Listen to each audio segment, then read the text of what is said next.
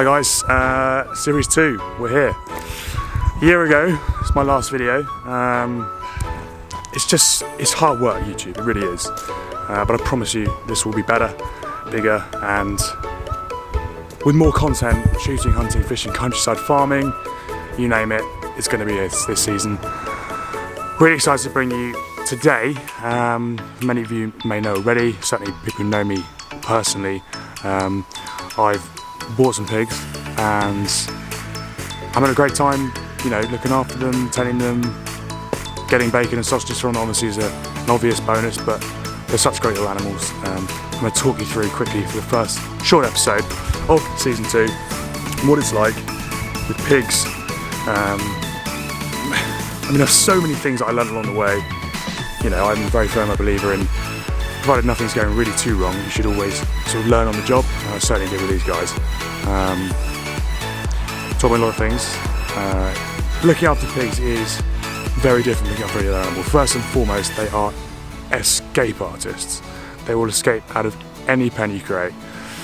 I think your golden rule with pigs, you want to keep in an area, electric fencing is your absolute talisman, because any other fencing they'll just rip out the ground. They're so strong. They're like bullocks with a low centre of gravity. They are just balls of muscle. Anyway, I hope you enjoyed the first episode and I hope you enjoyed the rest of the season. But I'm back, season 2, coming at you.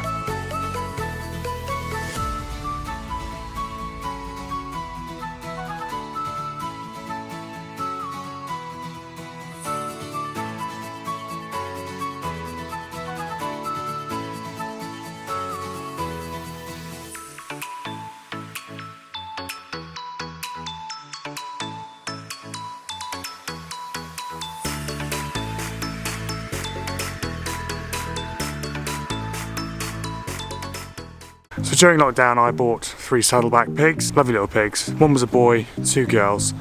I sent one off to slaughter after he was fat and ready, but I thought, why not have a bit of an experiment and breed from them. So I went around looking for a boar. The only saddleback boar I could find locally was obviously related. It was the father of the pigs that I have. So I went out and bought my own one, bought a Gloucester Old Spot, lovely chap, which I'll show you in a minute. And I currently have 3 breeding sows and a boar.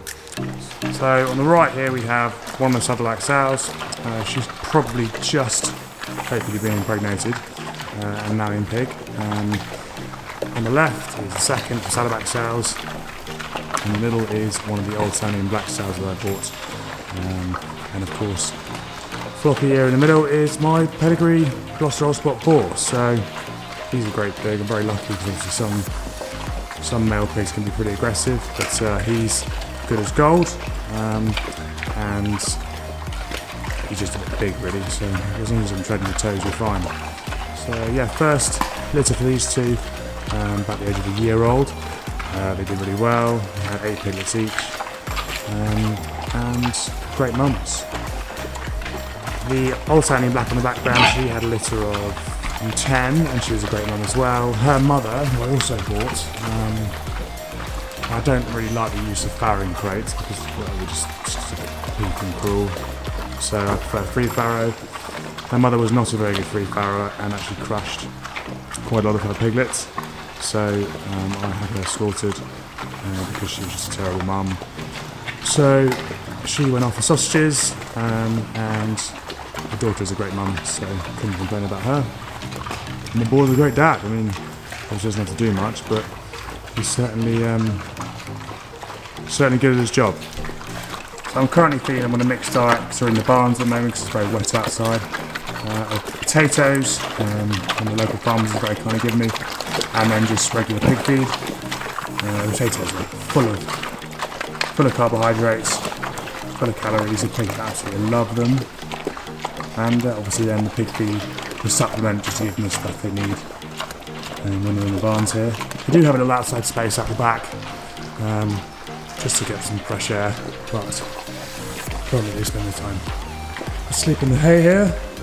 The story of these guys, I had them in the woodland and obviously the dogs coming through, like I said, with the worrying, it was a footpath quite far away, but obviously the dogs were just out of control through private woodland, through private fields, and then coming into the piglet enclosure.